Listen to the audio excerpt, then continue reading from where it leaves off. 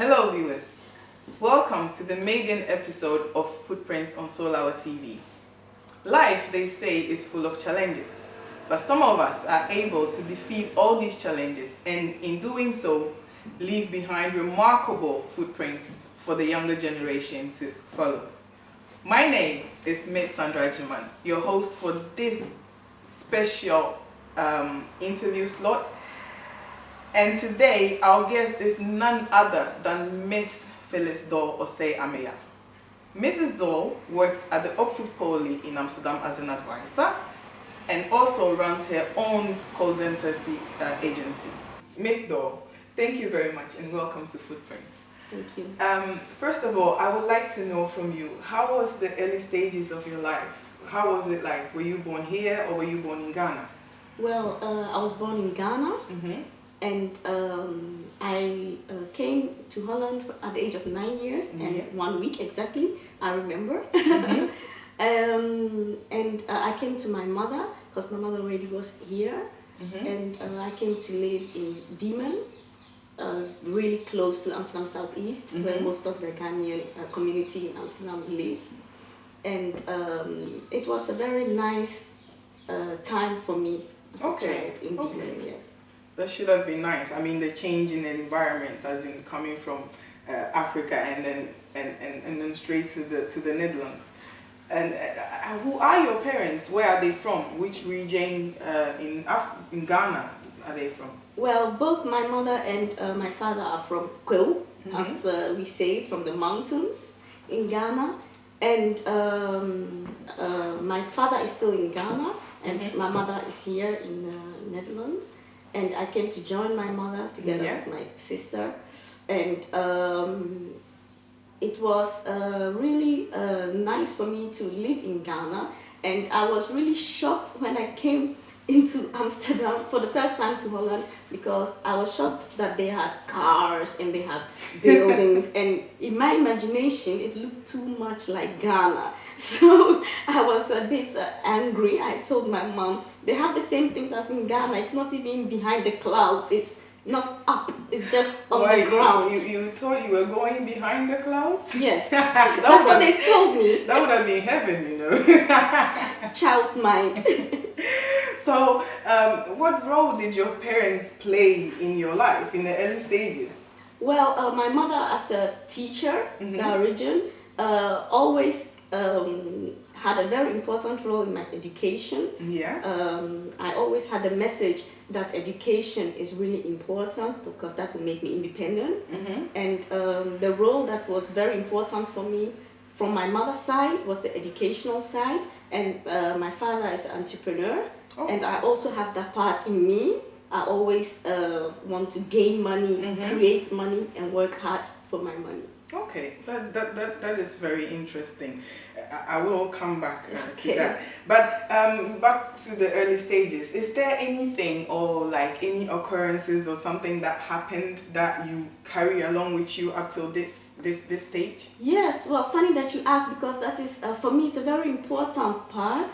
I'm very grateful for my upbringing, for how my mother brought me up. But it's very interesting because my mother is a school teacher mm-hmm. in Ghana, and she brought that mind also here in the Netherlands. And here we have different way of how the teachers and the parents of the children, the way they move together is different.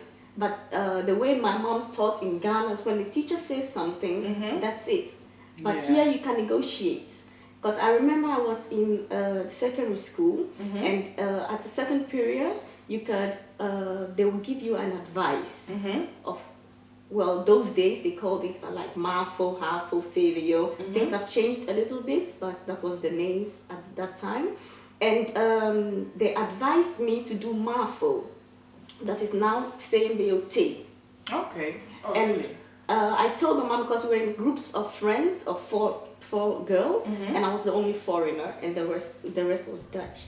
And they told my mom it's very good for me to do the MAFA because I'm a foreigner, mm-hmm. and then I won't have any difficulties with the language, and they know for sure I'll pass all the exams, and that is also easy for me. Mm-hmm. Then I told them, well, that's not right, because because I have better report figures than Marika, Gwen, Ilse, my Dutch friends.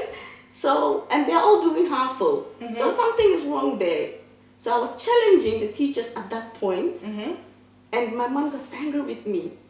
She told me to be quiet because the teacher knows the best, and the teacher was a bit in doubt what to do, because I confronted him with some facts that I have better figures than the other girls, and they are going to do half full, so I don't understand what he meant. And then he said that, well, because I'm a foreigner, it's more safer, and my mom went along with it, not knowing her power as a parent to tell what she wants me to do, or to base her facts or her choice on how well I'm doing at school. So that was one thing that I learned at that point, that my mother didn't know her power as a parent in the school system of Netherlands. But that lesson I learned for myself now as a parent. But okay, so did you actually get what you wanted, as in going to HAFO? No, because the parent decide what you have to do, so together with the teacher, of course. So you actually ended up going to do this yes, because my mom told me you were much better. I did a long way, but oh, Lord. Thank God that I'm a determined person, because I did a long way. I did MAFO, but after that it brought me also extra confidence, because I did MAFO very easily because it was below my level. I knew that before. So after I finished the MAFO, I did HAFO and MBO at the same time, because I knew I could do HAFO. So I thought, well, I can do it. It was too overconfidence, because the MBO was much more difficult than I thought. But thank God I got it right, and then I finished MBO and HAFO at the same time, and then went on to HBO, and then went on to do all types of courses and university level, and now I'm doing a postmaster degree. Okay, so it's a very long way. I think the long way that you had to take is not something that everybody would love to, but in the long run you've gained a lot of experiences, and it has enriched your like, it has also brought in your horizon. I think it also helps in the way you think about some things in life. Yes. Okay, well, I'm going to go on to my next question, which is, what is your current profession? Well, I do many things. I work part-time at Oxford Poly. It's a mental health institution. And there I'm like an advisor to advise the people who work directly with the parents. If they're having difficulties in their work with the parents, then they can get advice from me, and then they can go on helping the parents and the children better. And I also do therapy, individual therapy sessions, and I do also family therapy. Okay. Yes. Okay. Well, I'm sure there are challenges that you face in doing your job. I mean, regarding your responsibilities at the Oxford Poly and also running your own consultancy. Can you tell me a bit more about that? Yes, actually, the reason that I have my own consultancy, it is for me to be able to do all the things that I really like to do. Not only, I work for two reasons. Yeah. Because I need the money to live, but I also work because I really love my job. I only do things that I really, really want to do. And I find myself, I think that my life, my career, my professional life is extremely luxurious, because I'm in the position to choose things that I only want to do. So I don't do anything I don't like to do. Yeah. I think that should be anybody's motivation to work, because if you're going to work and what you're going to do is not something you strongly believe in, then trust me, you will not have like a fabulous time at your job. Yes. I think you'll be there looking at the clock, when is it going to be 5 o'clock so I can just go home? Yes, and in my case, sometimes people walk around like the Oxford Poly, and it's like 7 o'clock in the evening, and we are still working because we really like our job. It's very fulfilling to see that you can help people further. They're having some kind of problems, they can't solve it themselves, and with people, it's not people who are only trouble. all types of people, Dutch people, Ghanaian people, Nigerians, all types of people from all levels of the society. One time or the other, we'll have some problems. And it's good to know that there are people there to help you. And that's why it's nice to do your job, because you know you are bettering the life of someone else. Yeah. Well, whilst I was reading your profile, I came across a section that also mentioned that you do voluntary jobs as well. Yes. On top of all these other activities that you are doing already. So, but can you elaborate a bit more about what kind of voluntary job you do exactly? Yes, I do different types of voluntary jobs. I'll point out the main things. I'm a board member of African Young Professional Network, and I find it very, very important because it's a place for all Africans to meet, young professional Africans, as in the name, to meet, and it is national, and we educate ourselves and others on professional level, but also on social level. Okay. So that's very rewarding also, to meet people who think alike, who have the same aims, and to help each other to get up the social and professional ladder. Yeah. That's one volunteer job I do that will end this year as a board member, because I'm old. I'm 36 now, and that's the limit. Do you believe that yourself? No, I'm not old, but I'm old for the young professionals. That's the limit we set. Okay. That's the limit we set. But that's good. It's good because I'm handing over to a younger person, a woman from Rwanda, and that is really nice to meet other Africans also. It's very nice to see how much we have in common. That's one part, African Professional Network, and other part that I do is also for the African community is ASAP, African Social Activating Platform. That is more based also on a project base in Amsterdam, and that is very, very rewarding, because then you know you're activating the people from the same community that I belong to, the Ghanaian community or the African community, and that is really nice to have the opportunity to enlighten people or to share ideas with people, to bring them something that they don't have easily access to. And that is, for me, very nice to do things like the Gaia project. And on the other side, because I'm not only Ghanaian, I live in Amsterdam, I live in the Netherlands, so I feel also somehow Dutch. Yeah. I know I'm a Ghanaian, and I feel Ghanaian. I'm part of the Ghanaian community, but I'm also part of the Dutch community. So I also do volunteer work for the Dutch community, and that is the Denk Tank, Sociale Cohesie, is how they call it. And that is like a board of people, and the former mayor of Amsterdam, Cohen, he asked us to think about things that could further the social cohesion of the place we live. Okay. So, out of curiosity, yes, what is the force, as in your drive, behind all these voluntary jobs that you do?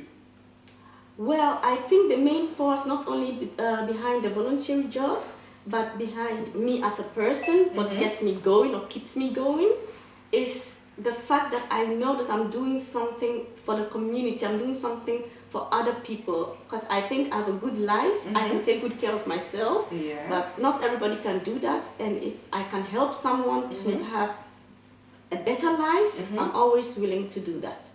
Well, yes. I have to congratulate you on the hard work that you're doing, really, because in the midst of all these happenings, you are a wife, that's one, a mom, yes, and at the same time a career woman.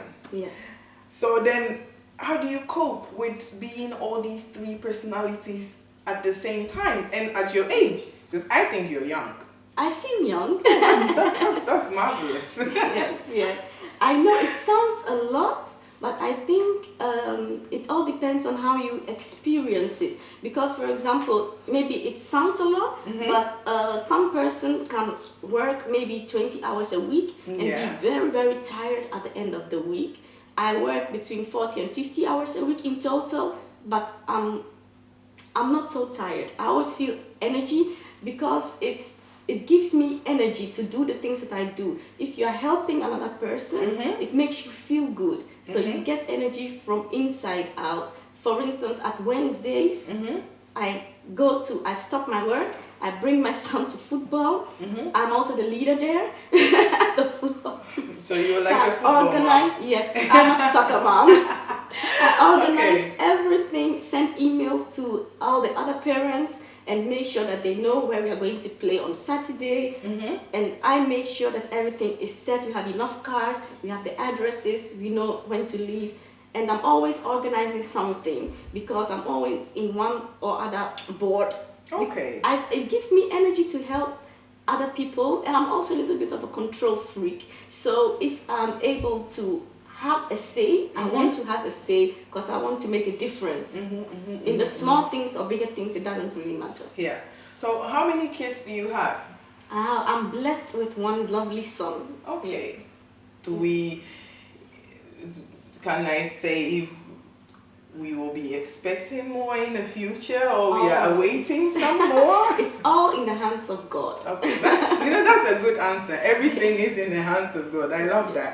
So, do you get any help or support from anybody that makes this your multitasking life like a bit easier? Well, I have a loving husband who also does a lot in house. Of course, he also works a lot, and my parents-in-law and my mother, they help us. Actually, the whole family. I'm blessed with my family and my in-laws because they help us a lot. My mom and my mother-in-law always come also and help us keep the house good, and my husband always helps. Okay, I think then you should.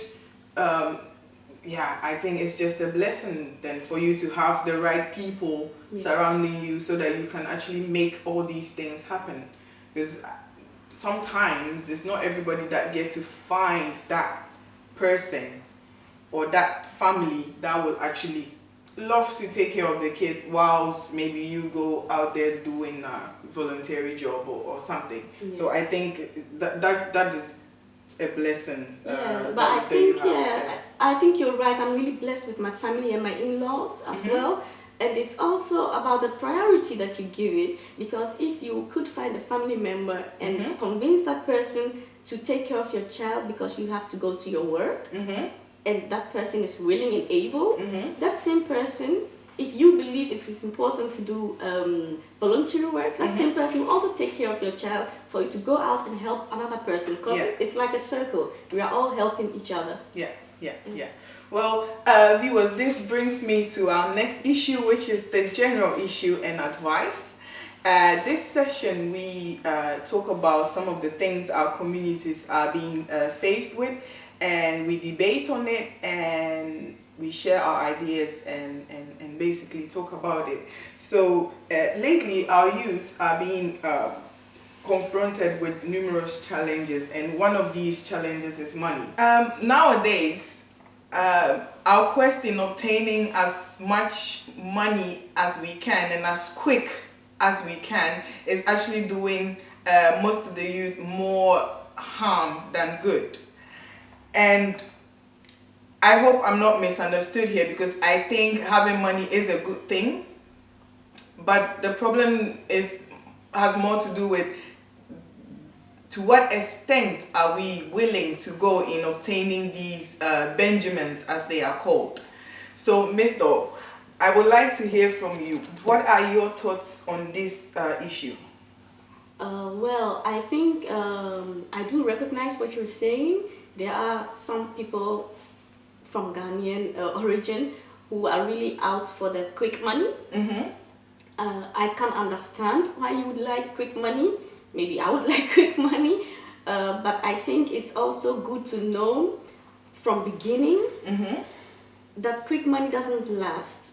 And of course, that's easier said than done, because people want money, but there's also a lot of pressure from home, not only their house or parenting, but also from homeland, as in Ghana. It's not only the Ghanaians, but a lot of developing countries have this problem, because we like nice things, but it's difficult to get those things because it takes time, it takes years to get the nice things in life. And we are focused a lot on that because maybe, well, that's how I think, we don't appreciate enough the other things also in life. The focus is too much on the material things, but there's more in life, not only material things, and it comes also from home. If the parents teach their children that they are good enough, they don't need to go out and do things maybe they wouldn't like to do normally, and risk their life sometimes for things that is not worth it. I think that will stop these things. Because money is good, but quick money, I would say no. Yeah, because that one always leads to trouble. Yes. And I think what you said before about the roles parents or family members play when it comes to this issue, it goes even further more than just money, because we have a community whereby our parents want us to be in a certain way. Yes. Some parents could actually dictate, as in how what you study, who you marry, where you live, the way you basically live your life. And I think all these things are actually doing more harm than good. Yeah, I agree to a certain extent with you. I think it's also a parent's job in wanting the best for their children. That is what parenting is also about. But there is, I think parents should guide their children into teaching them what the right from wrong, what's good, what's not good. And then also teaching the children to form their own ideas, to make their own choices. And that's really difficult as a parent, to let your child make their own decision, because he or she might make the wrong decision. But that is also part of life, because then they will learn from that mistake, as it might, and then they will better their lives, or they will know for the future, I won't do that the next time. So that makes a child grow, but also it empowers a child to believe in himself or in herself, because then they know, I can make a mistake, but I can also correct my mistake. And if you are too controlling of your child in what to do, then they don't have different opportunities, they don't have alternatives. So they just do what you say, they do exactly opposite of what you say. And that is also not what you want. Children need discipline and they need boundaries. And with discipline, I mean you need to tell them what are the morals. They need to know right from wrong, and then you let them out and make the choices that they need to make. And they must know that if they do make a mistake, they can fall back on you. And then they can start again. And I think the boundaries part is also very important, because some people actually don't have boundaries. And that brings us back to this quick money issue, because sometimes people do get money, but then there is no limit or a place where you can actually call quit. Yes, like, that's exactly what I mean. Now is done. People don't have this. And it's also important to know, of course, teaching your child to earn money is good, but they need also to know why. Because you need to earn money so that you can take care of yourself and maybe take care of an elderly person or something like that. But you don't need to have certain things. You need to know what is necessary and what is luxury. And where is my limit? And what do I want to do to get the things that I want to have? So there are more also philosophical questions that people need to talk more with their children to know what is going on in the lives of their children. Because like I have a son of 9, almost 9. If you ask him what do you want, he will tell you like 200 things. But if you tell him you can only have 2 things, then he would think very long, and then he will make a choice. But then he knows you can have 2 things now, and next year you can have another 2 things. We also need to manage it. You can't have it all. We need to learn. I don't think it's even not having it all, but having it all at once. At the same time. That's just not possible. It goes in stages, I think. You need to work hard for it. There's nothing as quick money. Money is there, but quick money brings only problems, and it only brings things that you don't want. I agree with you on that. I absolutely agree with you on that. So, if I am to talk to you, like in the next 5 years or 10 years to come, who will I be talking to? Well, that's a very interesting question that you're asking me now. I've learned from the Dutch society that you always need to have a goal. You're always heading towards a place. And I also have learned through things that I've went through that my goal is actually where I am. In Dutch, they have some kind of saying for that, but I can't translate it well. They say it in Dutch, het pad is het doel. The place that I'm now is the place I want to be in 5, 10, 15, 20 years. But it's difficult because as a professional, I always need to say that my goal, my aim is to grow. Yeah.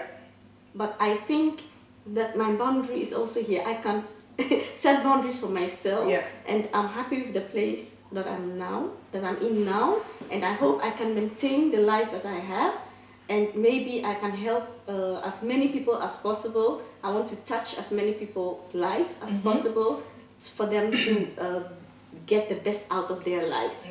That would be my aim. I think that's the spirit. I think it has more to do with the spirit of being content with what you have.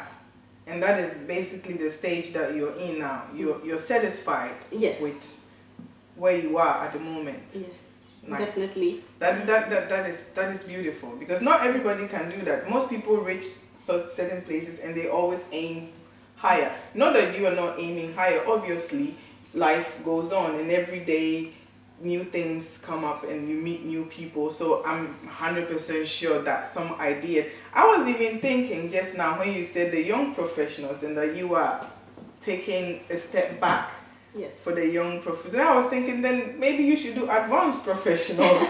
Well, actually, I had a talk with the board members because yesterday I said my goodbyes because 2012 is my last year, so I'm getting out. But I'll play an advisory role for the board members. Okay. So I'll still be involved, but more on the background because it costs lots of hours, and now I have some time free. I was just asked to be member of, they called it lid PBO, Publiek Bepalend Orgaan. Well, it's lots of things, but it's like some kind of jury thing for the television and radio. And I think I'm going to do it. So some things always come and go, but opportunities come all the time, but you need to recognize it and not only wanting to do things that brings money or quick money, because that's also a voluntary job, and that brings me other things. Yeah, that brings you joy. Exactly. Well, wow. Viewers, that brings us to the end of this interview slot. I am sure you did enjoy it as much as I did. However, I think the raised issue about money is something that will need more debating and discussion. So I hope to come back your way very soon on that, Mrs. Doll. Thank you very much for being our first guest on this maiden episode of Footprints. The honor is all on my side. And I can't say anything else than thank you, and I wish you all the best. Thank you on very everything much. That you are going to do, all the other things that are coming your way. Thank you very, very, very much. My name is Miss Sandra Agyeman, and stay tuned right here on Soulhour TV. However, I think the race issue is something that will need more debating and discussing, so I hope to come your way very soon on that. And also, a big thank you to Miss Phyllis Doll for giving us the opportunity to showcase her life as an example for the younger ones to emulate. Once again, viewers, until I come your way with our next guest right here on Soulhour TV, it's goodbye from me and see you. The young professionals. My farewell present. Wow. Yes. Okay. So I'm very proud of this because I'm the first board member leaving. So I'm very, very proud to be a part of African Young Professional Network because we are doing big things in the Netherlands. We have also international people who have approached us to work together with them, and we are working together with Shell, Heineken, Flisco. And I think I should see you to help me get a proper job at the right place. It depends. I can do some things, but I can't do everything. Yeah, well, anything you can do. Well, Netherlands, alle beetjes helpen. Wow. I love my African thing there, right? On the right side. But I like your office. Seriously. Thank you. It is very nice. It is comfortable. And I like the wallpaper too. I have something similar, but mine is black and white. Oh, nice. But I designed my whole living room black and white. Okay. The wallpaper is half of it black and white, and the other half is white. But the black and white is there's a thought behind it, as in life, everything is good, black and white, good and evil. You have to be even. Yin and yang. Yeah. Yes. See, you know it. I know. Yes. And I also have something similar. Yours is much nicer, but I have like a shelf with lots of books because I studied law for a year. Okay. And then I dropped out. And then I went on to study something else. The law, then I had to really speak Dutch to a certain level. And I came here when I was like 15.